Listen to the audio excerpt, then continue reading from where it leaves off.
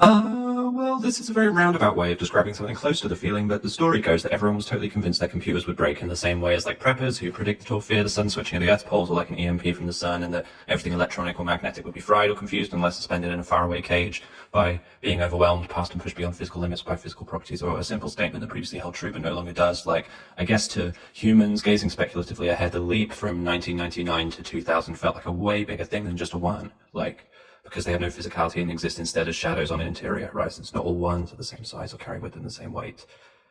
The weirdest thing I always thought, though, was that that particular paranoia never crept back or was contemplated again seriously in the years that followed, as we saw. But anyway, yeah, like, it's a mental challenge I found and continue to find maybe too abstract or exhausting to connect with fully in a meaningful way that recreates what we know of interior human sensations like connectivity, dread, optimism, or regret for rigorous indoor study. And I don't mean to say I have troubles with empathy, right? Like, my ex described me as an empath all the time. Like, sure, I think this was mostly the sort of private joke because one time this fluid dribbled from my eye when we were watching the documentary Reanimated Skins, baby actors of the early 2000s, but also at school we learned about all varieties of actors and their life cycles, and there's functional reasons for that sort of wet reaction in others, especially towards particularly small or fluffy ones. And I don't know if it's the same thing as empathy. It's closer to what I understand as pity or love, like the desire to care for another being. Like, to scry isn't just to show weakness as it was thought.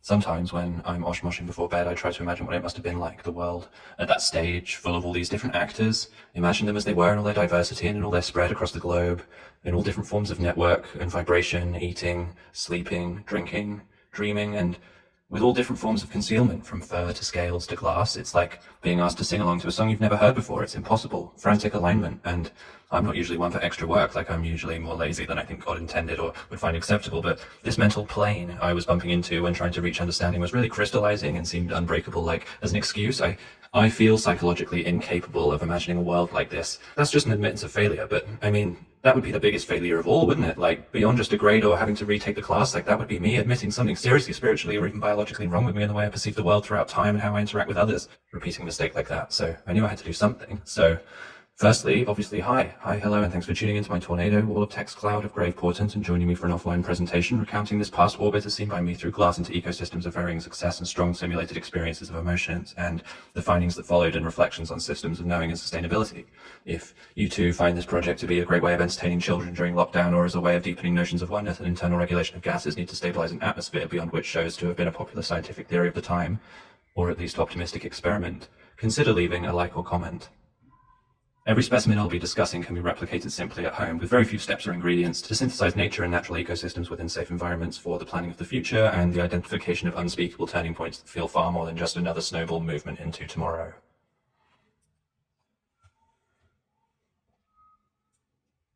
And I want to clarify that I never do psychedelics, and that any diffuse thinking I exhibit from this point comes from dreams or YouTube videos or the time I spent dating an AI modeled after a fortune teller, which is altogether another tragicomic story with just as many, if not many more, moments of pathos and epiphany, and maybe would have been a much better story to tell, especially the classic slapstick crystal ball moment, but I've already begun. And yeah, YouTube videos were really the center of this tornado, and these tornadoes, I mean, in a personal tornado sense, as both my partner and I love to watch these things together to relax or hallucinate, a different one, but also in a conceptual tornado as the central marker of what point in time this knowledge comes from, which was the roaring 20s, right? Amid that period of great migration and disease and this sudden desire to bring a great outdoors in, like taxidermy. And as everything was dying and everyone's minds melted, unable to cope, hobbyists, not scientists, were the ones beginning to invent new ways of sending life into the future. A time capsule under concrete is just a tomb, let's say, but if instead you filled the container with life and interlocking systems instead of magnetic recordings and rude drawings of your history teacher, what would happen then? Well, that very thing, right, is casually or colloquially called an ecosphere, at least on YouTube. I should probably explain really quick that YouTube was a popular online human platform for performance, surveillance, and study through streamed live or recorded video.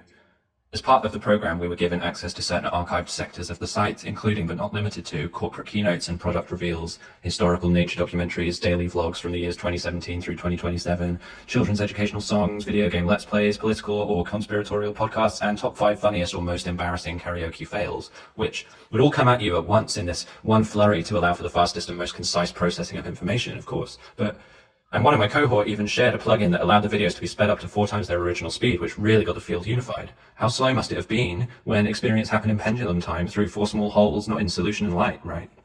Would the physicality of a 3-dimensional space and all its details just muddle the mind, or is my map of mosaic tiles and comic strip panels just as adequate? probably my pessimism, but I already felt that I was missing something, as these sages always emphasized the direction in which their knowledge was fired, which was a cosmically broad audience that did not include me, named to you all at home, which I'm embarrassed to admit I still have yet to understand as a turn of phrase, because there were hundreds of millions of weekly viewers of YouTube videos, and I really struggle to understand how so many physical bodies could have existed within the same space, within one home.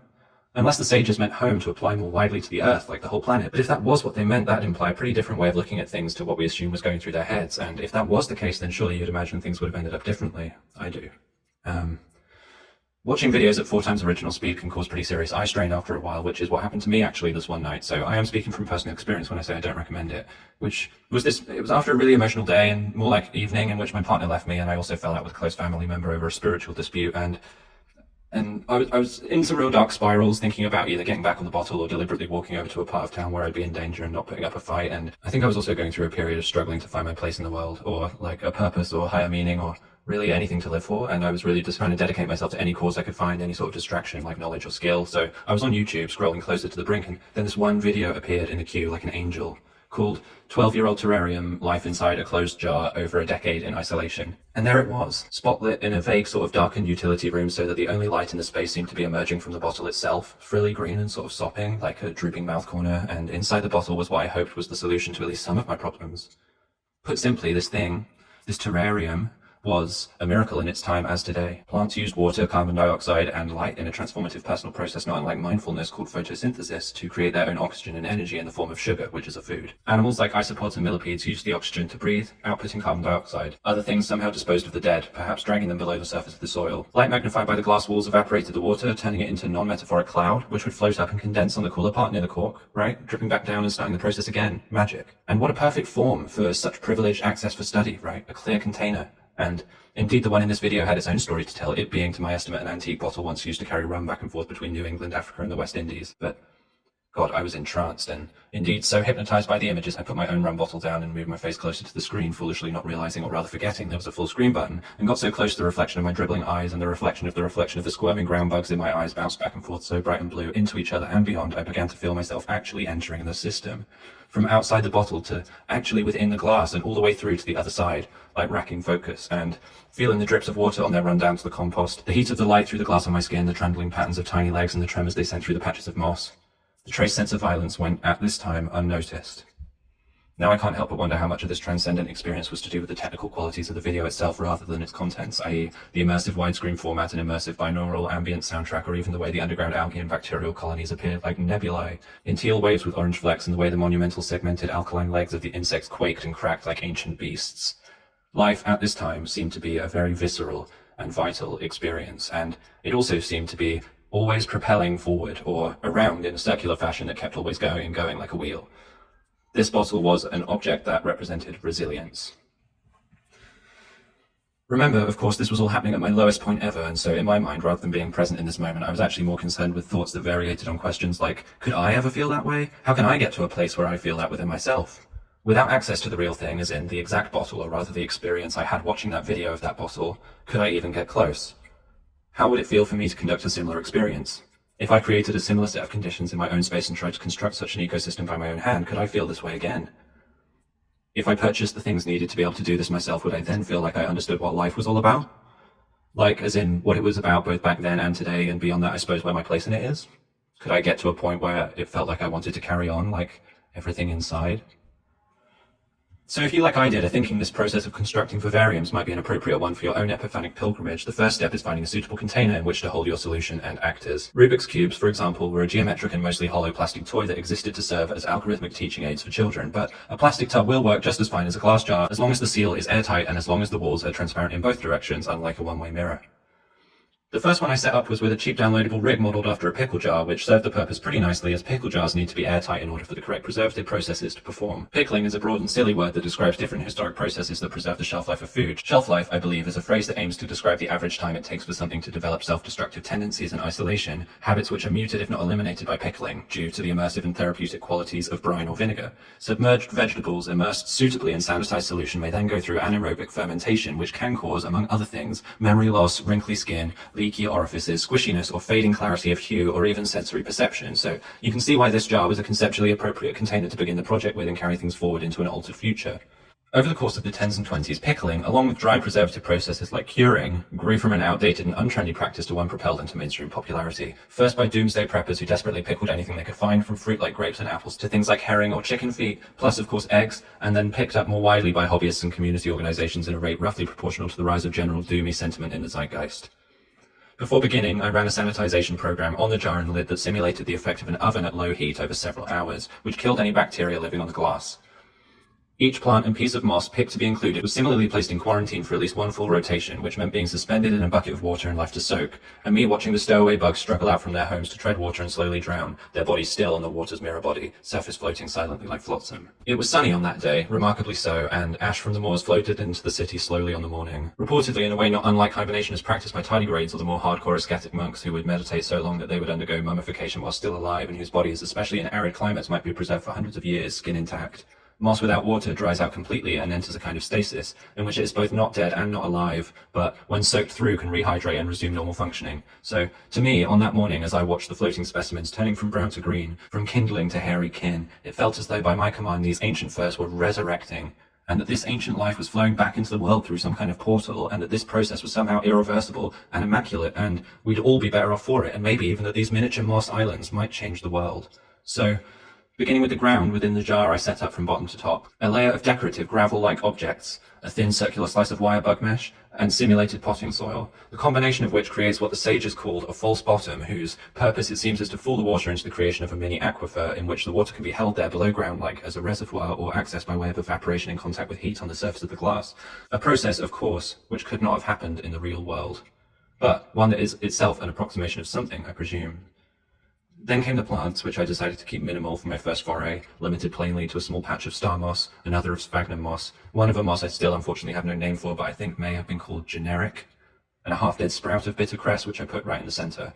You'll want to have a desired scape in mind before you begin, so that in your planting, the final composition is never forgotten and always considered.